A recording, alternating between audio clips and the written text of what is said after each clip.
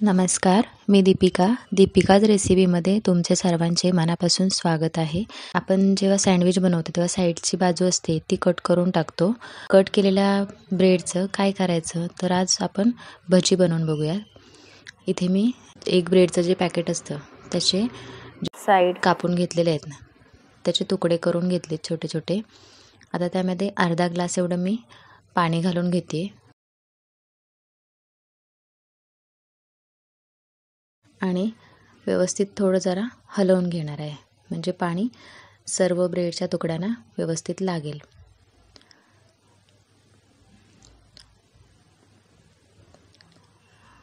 पाणी सगळीकडे लागलं की नंतर त्यामधलं पाणी आता काढून घेणार आहे. असं घेऊन चांगलं असं दाबून जेवढं निघेल तेवढं पाणी काढून घेणार आहे.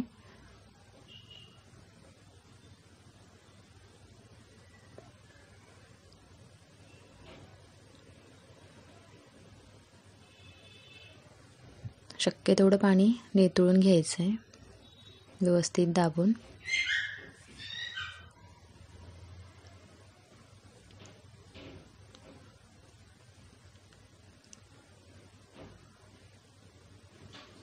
इथे मी सर्व ब्रेडचं पाणी काढून घेतलं आहे. आता पाणी फेकून देऊन पुन्हा त्याच भांड्यामध्ये मी ब्रेड घालून घेणार आहे.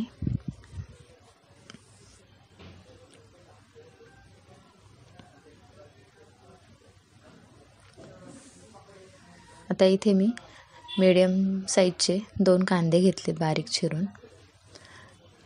त्यानंतर त्यामध्ये 1 चमचा मिरची पावडर, अर्धा चमचा हळद आणि अर्धा चमचा धना पावडर घातली. थोडासा ओवा घेतला आहे, तो असा हातावर चोळून टाकणार आहे. त्यानंतर कोथिंबीर बारीक चिरलेली.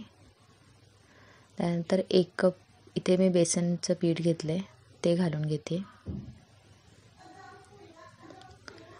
आता व्यवस्थित मिक्स करून घ्यायचं आहे. सुरुवातीला पाणी घालायचं नाही, जेवढं आपल्याला शक्य आहे तेवढं मिक्स करून घ्यायचं. जर गरज वाटलीच तर थोडा पाण्याचा वापर करायचा आहे.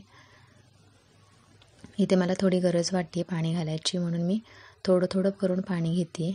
एकदाच जास्त पाणी घालून घ्यायचं नाही. इथे असा छान गोळा तयार झाला आहे.